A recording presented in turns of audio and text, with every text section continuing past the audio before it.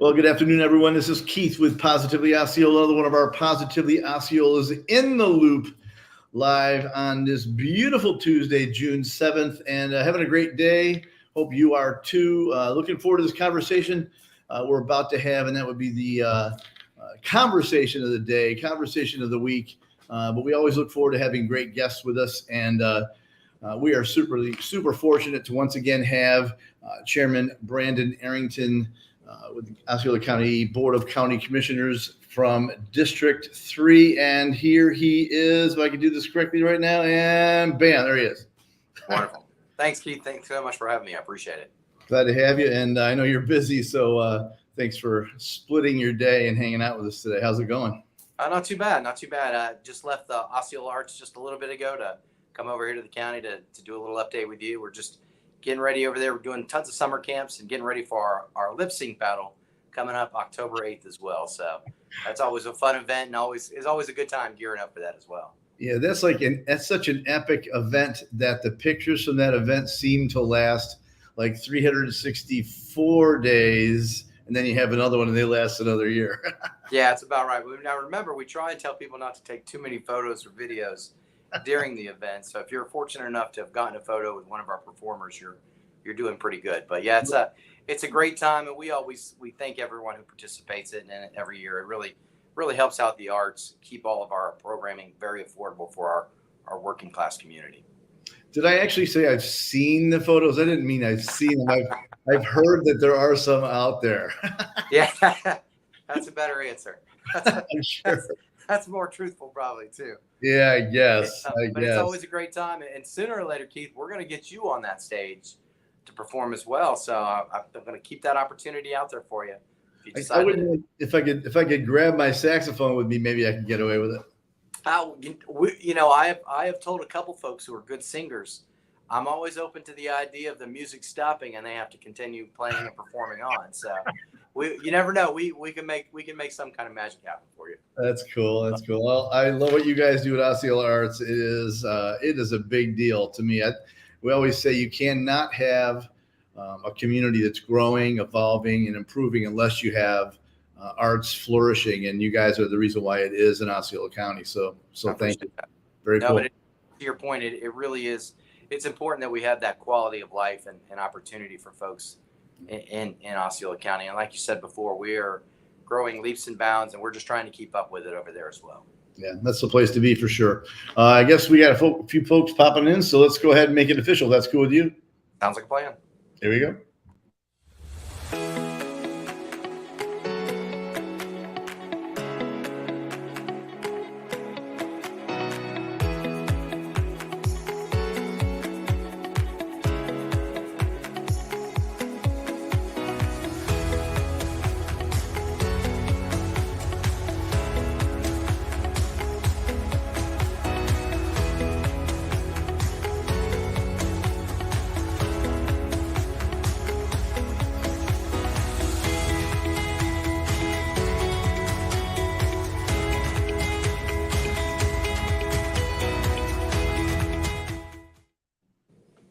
Well, again, I am here today with the chairman of the Osceola County Board of County Commissioners. That would be Brandon Arrington, commissioner from District 3. And so thanks again for being here today. Thanks for having me, Keith. I appreciate it. So, we kind of, I think a lot of us around the county giggle that in summer around here, there would be a break or a slowing down of activities. That is folly in Osceola County. It sure is. There's so much happening right now, and with tourism kind of coming back full swing, we're really seeing that within our tourism industry. It's kind of amazing the bookings and some of the costs that are some of our hoteliers and short-term folks are able to charge for occupancy right now. Even though gas prices are high, people are continuing to get in their cars and head on down for the summer. That's for sure. Yeah, big time. I mean, I know we had a short little pause there for a while. And so now you value that time with your family, you value that time with your friends. And so maybe things are a tad bit a little more pricey here and there in a lot of areas. But we value our lives, I think, maybe a little bit more. We're saying, you know what, I'm going to make it happen anyway. And so they end up in Florida. So a lot of really cool things recently happening for sure have been happening in Osceola County. Why don't you point out a few of them? I think we've got a few photos that might go along with that. Sure. First one I want to talk about, because I know you've had some participation over the last week or so with it as well, is Special Olympics being here in Osceola County, and then obviously Orange County as well. I had the opportunity last Friday to kick off some of the games here in Central Florida with the final leg of the torch run. The torch run, Keith, as you know, is a great opportunity that is basically run and organized and participated in by law enforcement across the nation. And this effort really goes a long way in helping to raise funds. And my understanding, Keith, and you can correct me if I was wrong, I think over time it's been over $100 million raised through the torch run for participants and coaching and parents of all the Special Olympic athletes that have come to our community from around the United States to compete and try and win medals and move on to the World Games that'll be happening I think in the next couple months, if not next couple year, I believe it is. So great time. I want to thank Commissioner Booth for coming out as well. Obviously, we had Sheriff Lopez, and we also had the police chief from the city of Kissimmee, Mr. Odell, join us as well. It was a great way to kick it off, and I was even able to be a part of some of their pregame events a couple weeks ago when they had a lot of the Florida athletes all converge on Osceola Heritage Park as well, where we were able to do a big kickoff ceremony to really try and pump up some of these athletes. And, I had the chance to say at our meeting yesterday the opportunity to participate in some of these things. And I am always amazed at the humanity of those involved. It's probably the best way I can say it. Whether that's coaches, parents, or participants, you really can get restored in your faith in humanity being around some of these individuals and the dedication they have to making sure everyone in the nation has an opportunity to compete, no matter what your ability or disabilities may be. So it's honest. It's a great honor and a pleasure that they were here in Osceola County competing in not only the Wide World of Sports, but also Osceola Heritage Park as well. It's great that we have these venues for our local competitors to be able to have this event here in their backyard. So I know you've got some key takeaways probably too, and some things you'd like to say about it as well, Keith. Yeah, I mean, sometimes I think it's unfortunate that we all have to work, because it would be great to be able to go experience it.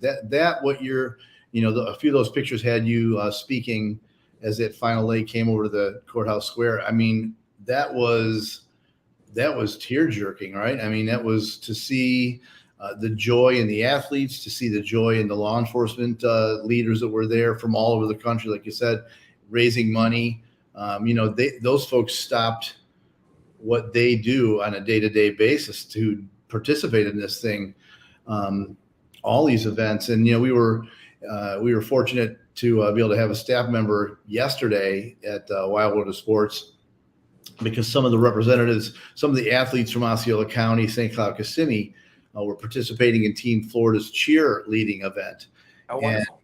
And I was somewhere else during the day, so I didn't get to see the video that we were able to post with one of our guys, and I literally had to really fight, not just bawling, because it was so amazing to see these kids just overjoyed. And we were all pointing at some of the ones we knew, some of the kids in schools in the area. And then today we popped over to OHP. I know one of our guys is in Wild World of Sports again, but today, like you said, we were right in our community where OHP is right on the Silver Spurs Arena floor.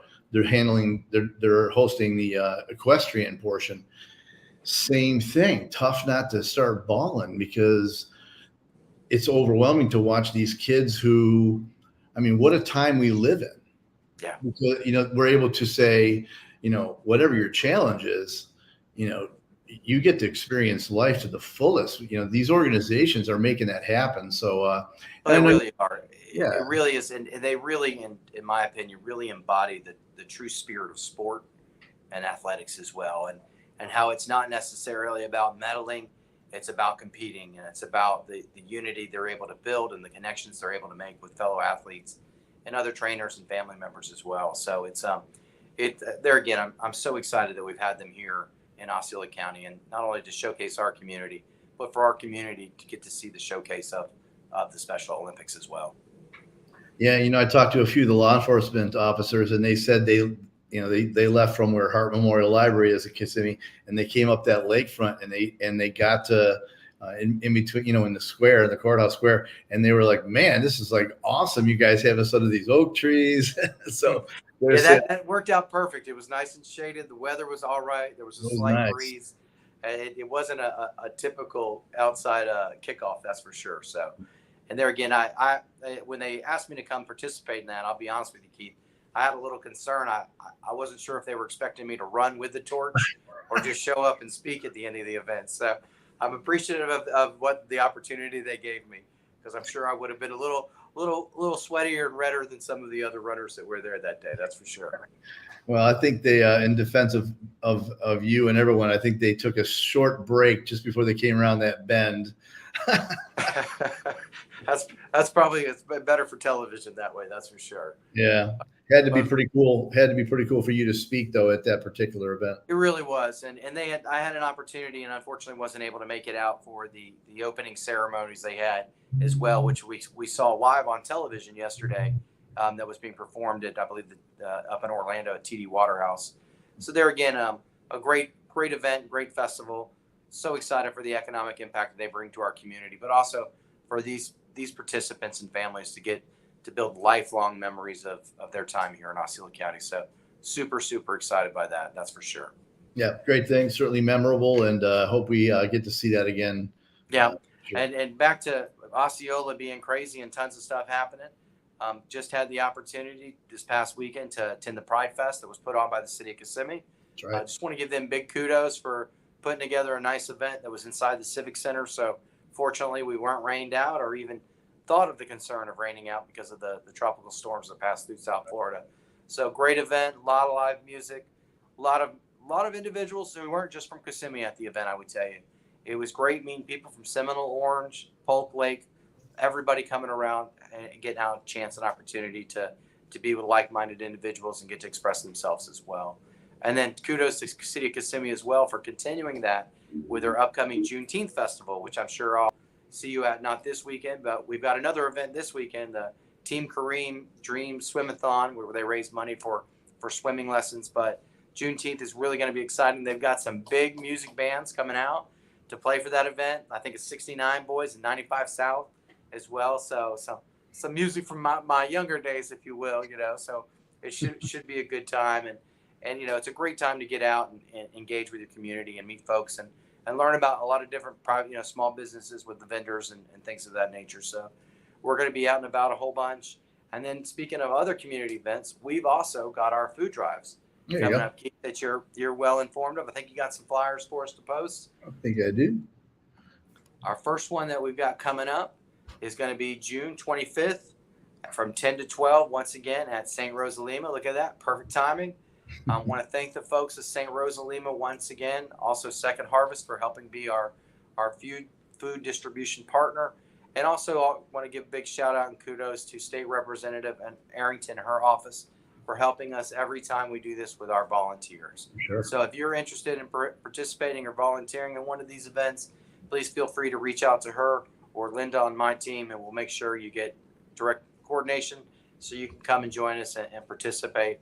It's a great opportunity to engage with your community and give back. We're always super thankful of New Dimensions High School that helps us in the past. I don't know how good we're going to be able to do with our volunteers during summer, but that's why I tell people if they want to come out and engage and volunteer, feel free to do so. It's super well organized, super well run with everyone's participation from St. Rosa to the county staff to Second Harvest as well and all of our volunteers. And then we'll be doing another one in July as well, Keith.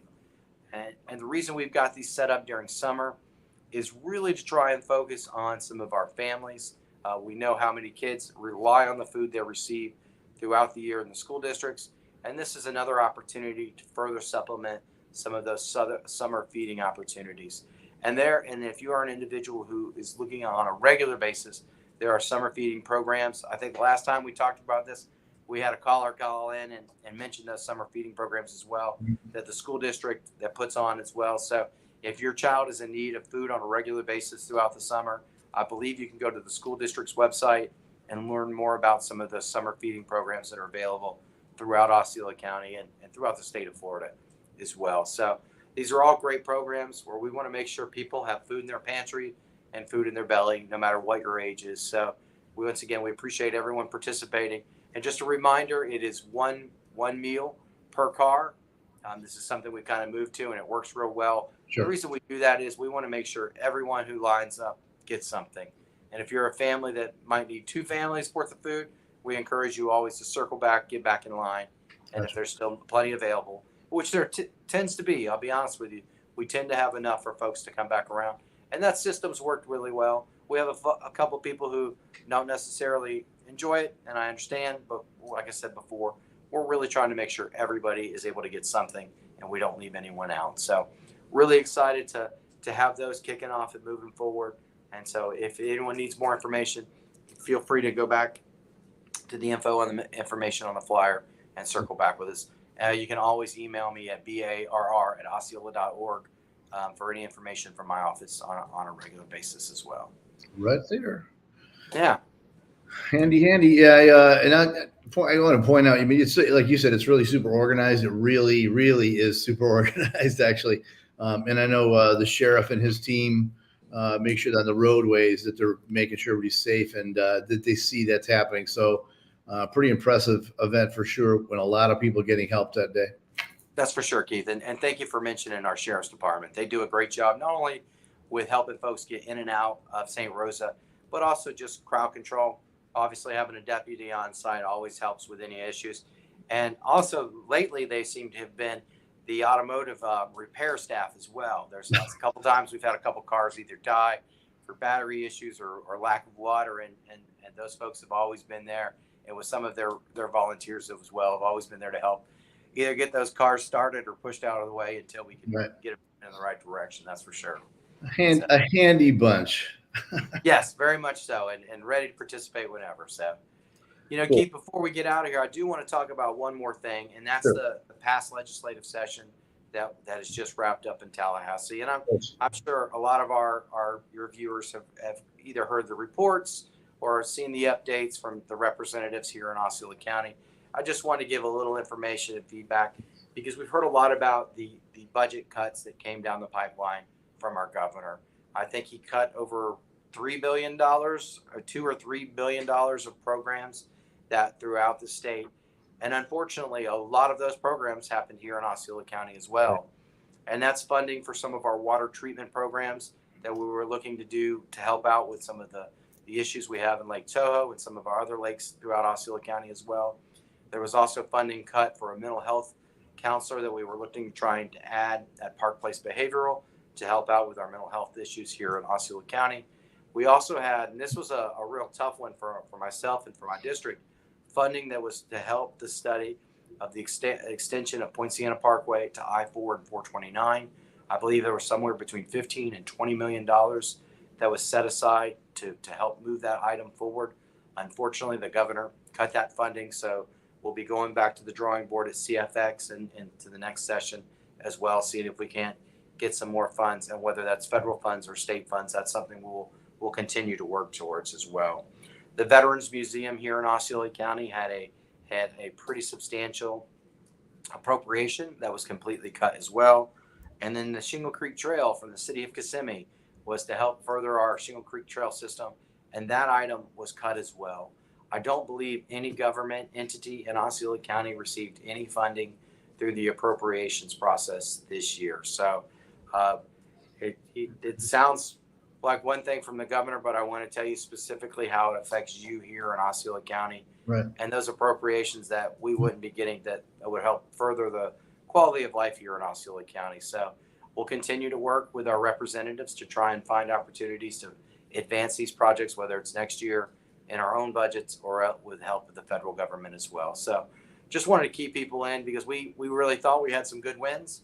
We thought we were going to be able to move some projects forward, specifically that Poinciana Parkway funding, which was a big deal. Right. And some of those water projects, which seemed strange to me that he had cut throughout most of the state. So, wished it was better news, but unfortunately that's what happened to Osceola County through the budget process. Yeah, and those residents in Osceola County, most likely, if you're if you're attached to anything in the community that's happening, those are not foreign issues. I mean, certainly we talk about our traffic scenarios. We are talking about our water. We know that we're talking about mental health for sure. Park Place doing an outstanding job. Mhm. So it's unfortunate to hear that because, it is a redo then. So now, so how can the community? I mean, I understand certainly in a voting, that's what we have representative government. So voting comes around and you have your chance to speak. Other than that, how do we help our representatives know that we may not be very happy about those things? So how is that what you want us to do? Should we You not? know, Keith, I think you brought up a great point. Obviously, voting is an imperative way to affect your government if it's not going the way you think it should go, and Mhm. everyone has that opportunity. Some races are every 2, some years some are every 4.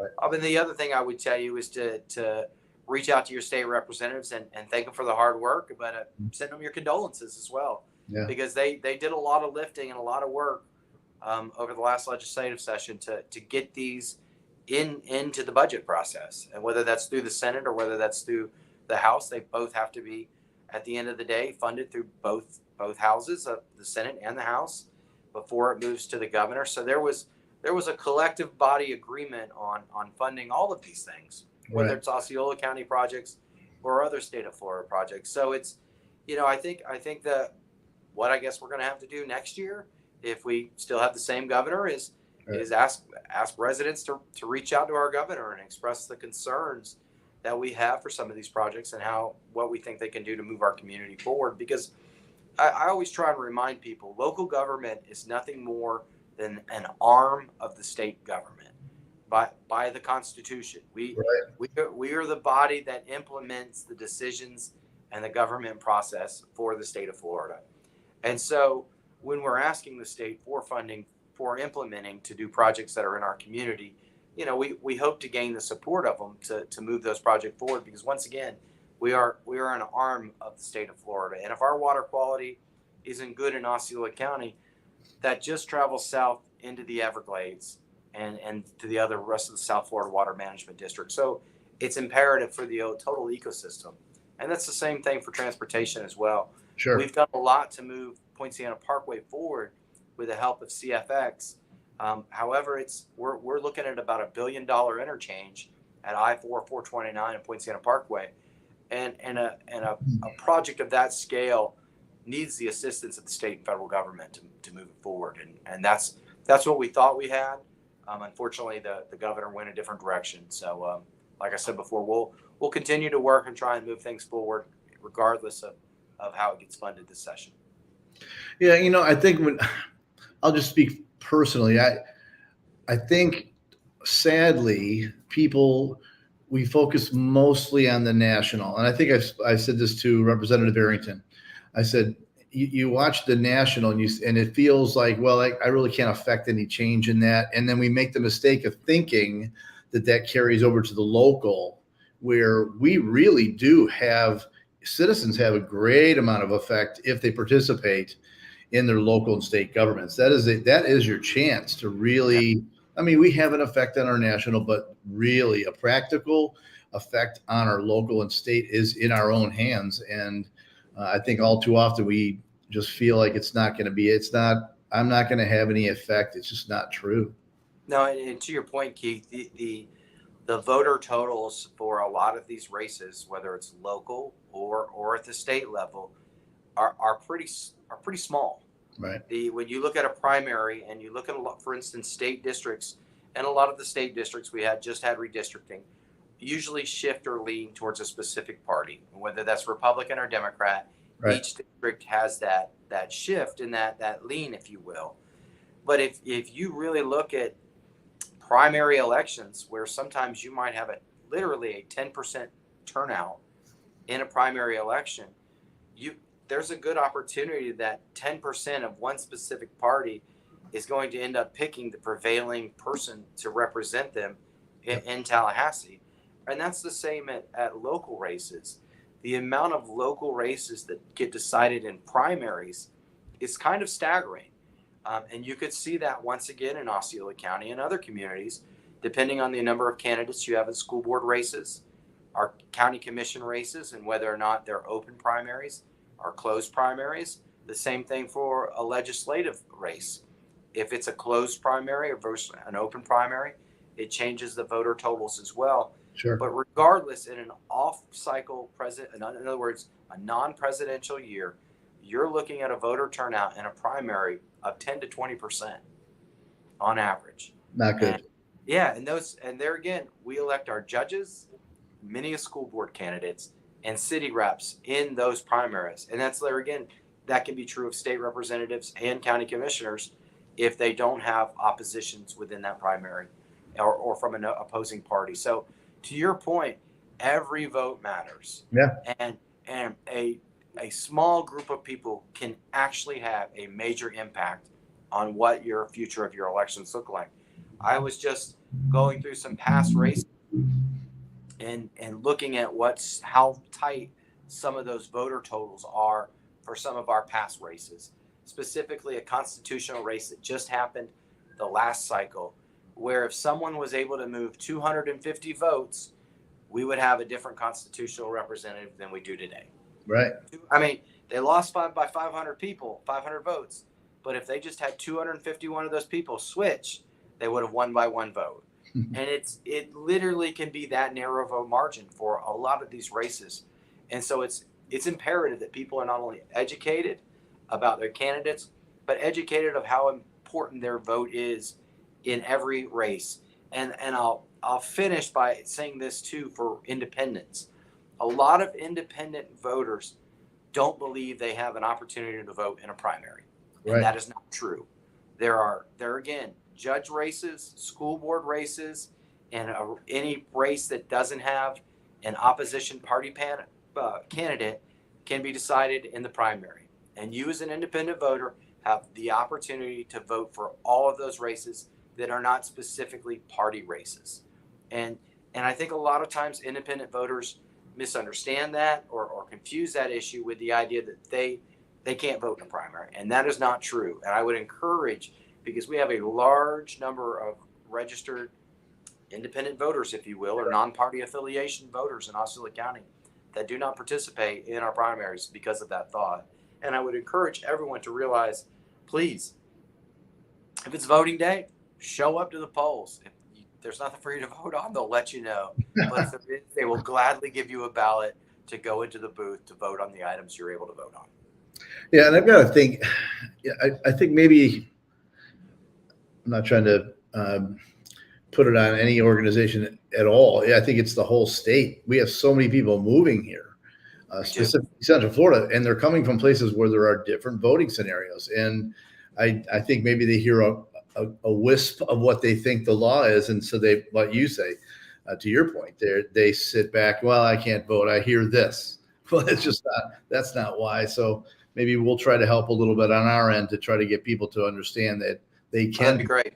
Yeah. I mean, and there again, Keith, it's just something that people, like you said, assume, or this is how the system worked where I came from. Sure. And granted, my understanding from individuals I've talked to, if you've obviously just moved here from another country, the entire system and the way the elections go and how people campaign may be completely different than what you're used to. But I would tell you not to be discouraged, to get to know the system and make sure you participate, because it's our right as an American, as long as you're, as long as you're not a current felon and you've paid your fees if you were, and you've got the opportunity to be so, and you're a registered citizen in the United States, it is the biggest right you have, is to be able to cast a vote to elect your representation. So, or to decide to run for office, if that's something you're willing to do too. Yeah, and crazy as it is, we still have an opinion even if we don't vote. Yes. I know. I would tell you to make sure you enforce that opinion, whether it's the one I embrace or not. I would still tell you to get out and vote and express that opinion, because that's the best way to express your opinions, in my point, specifically when it comes to government. Yeah, straight up. I mean, we want the ship to turn sometimes, and sometimes we don't want to put our hands on it. So yeah, well said. I tell you, what hit me when you were talking is we probably should allocate more time to this particular subject in future discussions if you have chance to. I just think that it would be greatest nation in the world, and we don't participate enough in it. Would be great if we could increase that for sure. It really would be. And there's, it's interesting today because there are other people who are looking for ways to diminish folks' opportunity to vote. Right. We've seen that in our state. We've seen that in other states. We've seen it in the courts, and I have a much different view of it. I think we do better if we get everyone to vote and participate. Right. I think people become more educated because of their participation, and I think that really can go a long way. And to me, we should be looking at ways to create a federal holiday for elections. I think we should also figure out if I can pay my bills and pay my barber over my phone, there's got to be a way to create a secure connection to be able to vote via your digital supply lines. You know what I mean? I just think we've got to look at ways to further engage folks. We've got to engage younger people to make sure that they're active and participating on a daily basis. It really is a community-wide, lifelong mission, right? For us to all participate, because then there again, we're able to express our views because we actually did participate and tried to move that needle, or as you said, keep that needle straight, however you want to view it. Yeah, you make a lot of great points. I don't know how you argue against that. And I think, more people need to get out there and participate in what we're talking about today. It's to me, and just my personal opinion, all those things that you mentioned were good things for Osceola County to have funding for them. So, yeah, well, we'll try again next year, Keith. It's the best I can tell you. Understood. I guarantee you, we're going to keep working and plugging away, regardless of what our governor decided to do with those money. And I'm not sure what they're going to do with the $3 billion they decided not to spend. I'm hoping they're going to have good fiscal sense and make sure they use that in long-term sustainable projects in the future for the state of Florida. Agreed. And with that, I'll stop talking. All righty. Yeah, we could do a 2-hour on this one. We could. We can go a long time for sure on this. One thing that hit me, I didn't mention, and I'll say this and then let you close it out. But I think that's one of the reasons why Osceola County is such a strong community and changing community for the good is the diversity we have here. It's what I've taught my son. I think the cultures are rich here, and opportunity to learn from each other is great here. And I think that's what makes Osceola County different than so many other counties, is we see such a different blend of people coming, and it continues that way. I think that is why we see this particular county just a standout in the state. I particularly think. No, I tell everyone, Keith, I think Osceola County is the new melting pot of the United States. I know we used to always give that moniker to New York, but if you go to any of our schools today, you will see kids from all over the world. And I agree with you. I think our diversity is a strength, not only for business opportunities and growth, because you're talking about emerging markets in Central and South America that our businesses will have the opportunity to not only harness employees, but ideas and future investments as well. And so I'm glad that we were able to embrace this diversity here in Osceola County. And to me, I think it gives us a leg up moving forward, because it's always nice to meet new people with different ideas and different backgrounds, different thoughts, different histories and cultures. I think we're all smarter by embracing and learning from them. I just think that's a good way to go. So I agree with you completely. I always tell people, I think Osceola's better days are ahead. And I firmly believe that. I agree with you big time. So hope we'll segue that to another future discussion coming up pretty soon.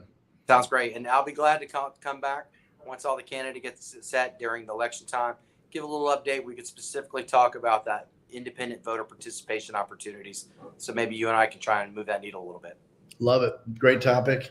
Again, you're busy, and I know we just grabbed you for a little extra time than we normally would, but it was certainly worth it, and I appreciate you, sir. Thank you, Keith. I appreciate the time. Everybody have a great day. Enjoy your week. You as well. All right. This again is Keith with Positively Osceola, along with the chairman of the Osceola County Board of County Commissioners, Commissioner Brandon Arrington, District 3, together making a positive difference in and around Osceola County. Take care, sir. Thank you, Keith. You have a great day. You too.